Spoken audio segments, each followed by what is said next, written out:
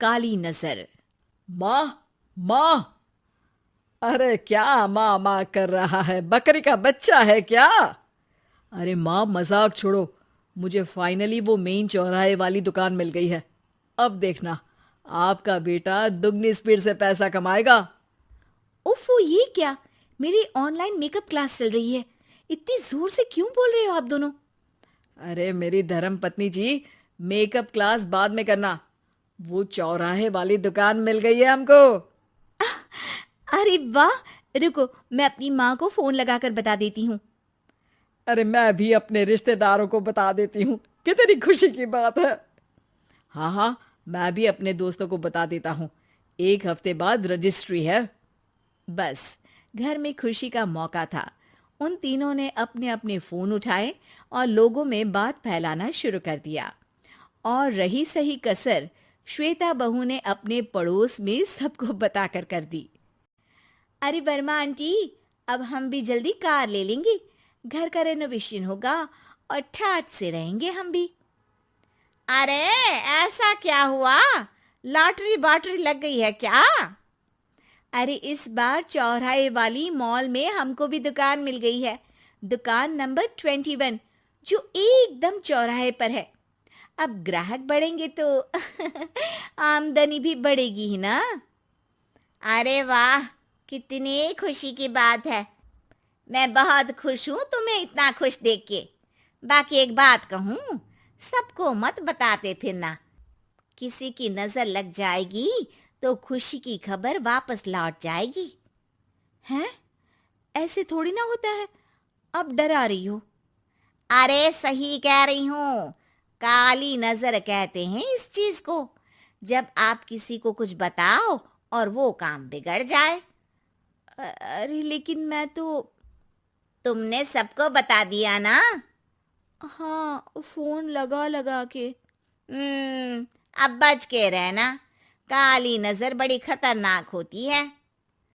श्वेता इतनी खुश रहती है कि वो वर्मा आंटी की बात पर ध्यान ही नहीं देती, जबकि पड़ोस में और भी लोगों से खुशी की खबर शेयर करती रहती है। अगले दिन राजेश बहुत दुखी होकर घर आता है। अरे बेटा, क्या हुआ? मुंह क्यों सूजा हुआ है? मधुमक्खी ने काट लिया क्या? माँ, वो दुकान किसी और के पास चली गई। किसी ने ज्यादा भाव लगा दिया। अरे पर बात तो आपसे हुई थी ना उस दुकान वाले की। हाँ, आज मैं टोकन अमाउंट देने गया था, तब मुझे पता चला। कोई आकर सुबह मुझसे पहले ही ज्यादा अमाउंट दे गया। हम्म, काली नजर। क्या? क्या कहा? वर्मा आंटी ने समझाया था कि किसी को बताना मत, वरना काली नजर लग जाएगी। अच्छा, तुम्हें उनकी बात मान लेनी चाहिए थी।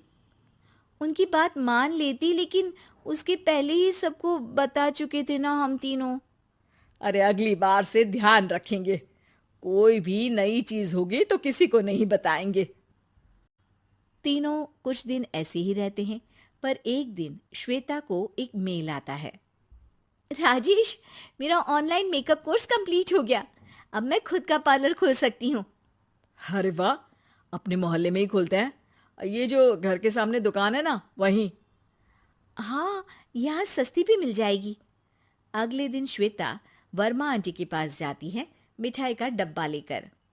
अरे आओ आओ, कैसे आना हुआ?